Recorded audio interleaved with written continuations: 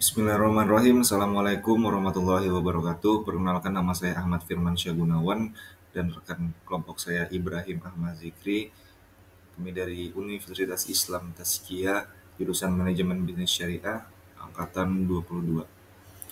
Pada hari ini saya akan menjelaskan feasibility study dari brand saya untuk mengerjakan tugas UAS riset pemasaran dan studi kelayakan bisnis dengan dosen pengampu Pak Nur Hendrasto.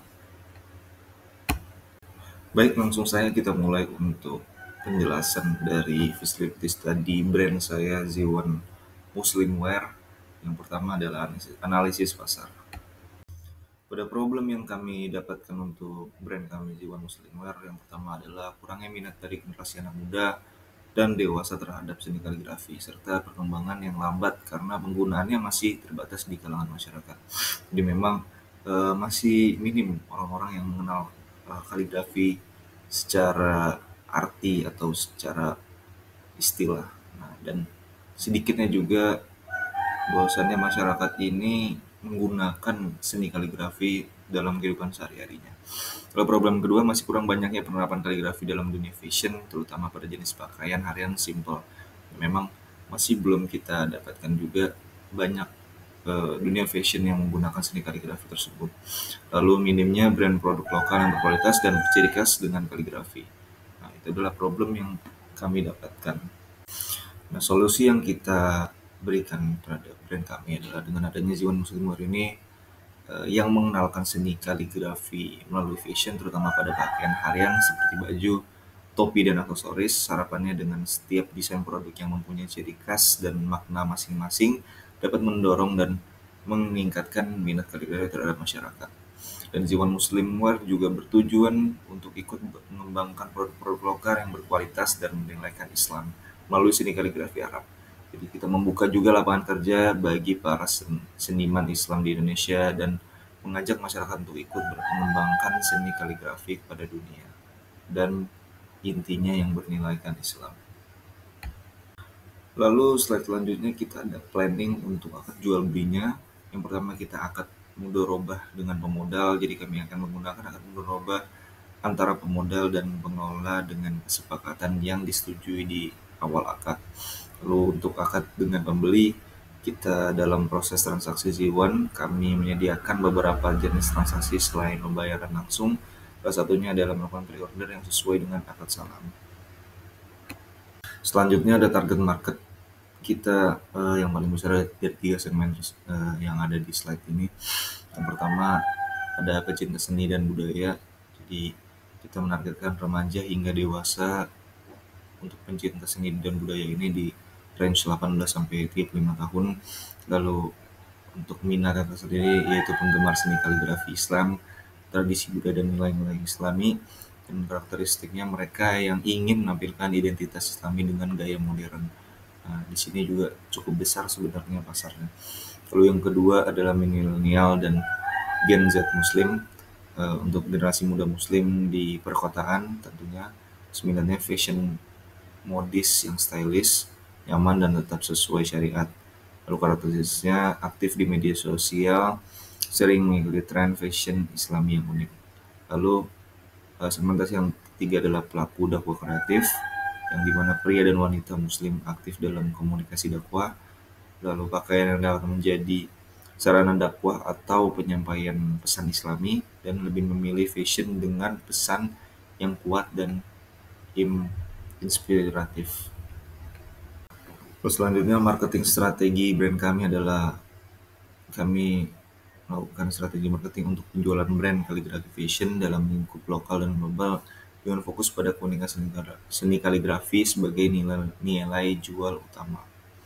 Yang pertama ya, untuk di lokal kita membangun identitas merek yang kuat terlebih dahulu dengan memanfaatkan media sosial lokal, lalu berkolaborasi dengan dari kemitraan-kemitraan yang ada di lokal. Nah, setelah kita sudah memperkuat brand kita dalam lokal, mungkin kedepannya kita akan mengekspansi ke global juga dengan melalui e-commerce internasional, SEO dan konten digital yang lebih menarik, dan sertifikasi dan akreditasi serta jejaring-jejaring pada luar negeri.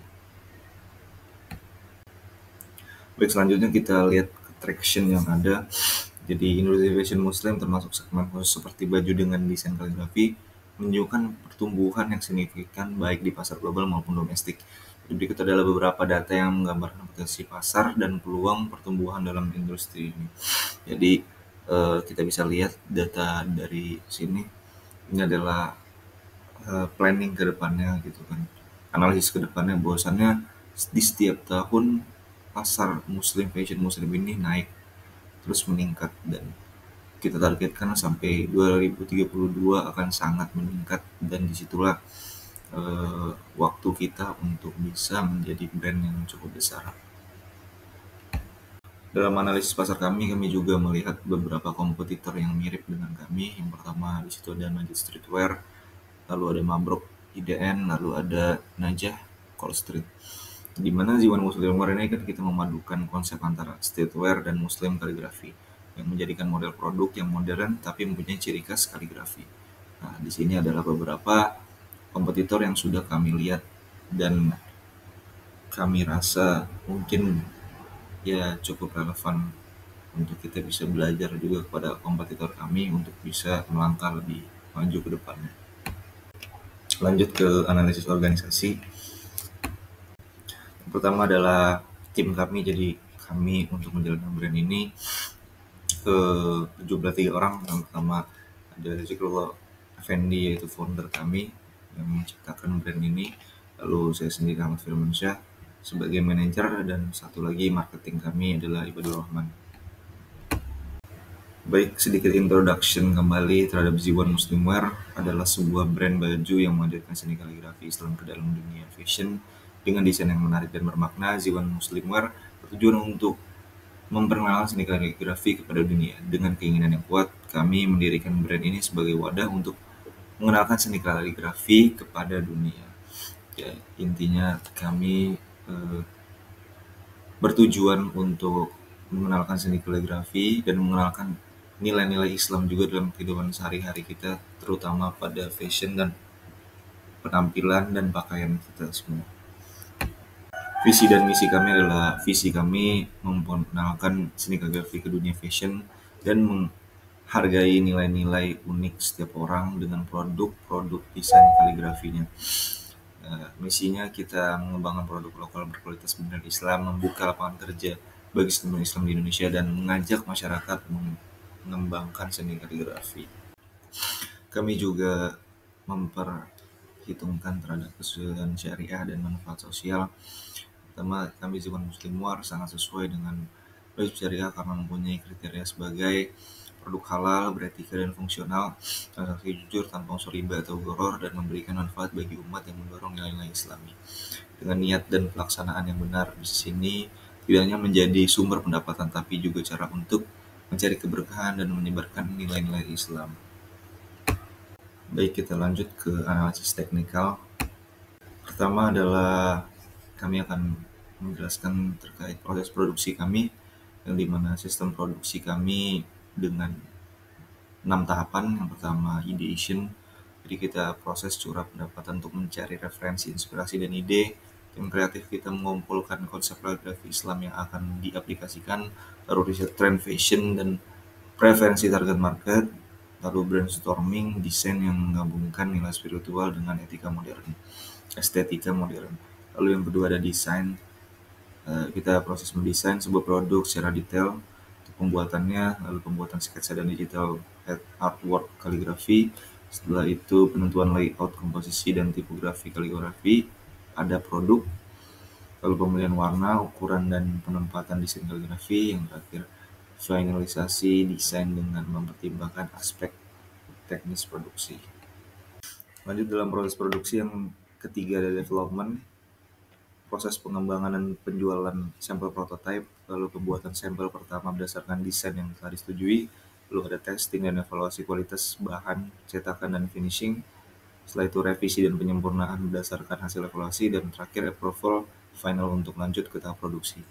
Selanjutnya ada tahap keempat, pre-production, proses penyusunan dan menyiapkan materi bahan yang dipilih, procurement bahan baku, kain, tinta, aksesoris, dan persiapan, peralatan produksi dan quality control tools, penjadwalan produksi dan alokasi sumber daya, dan briefing tim produksi mengenai spesifikasi dan standar kualitas.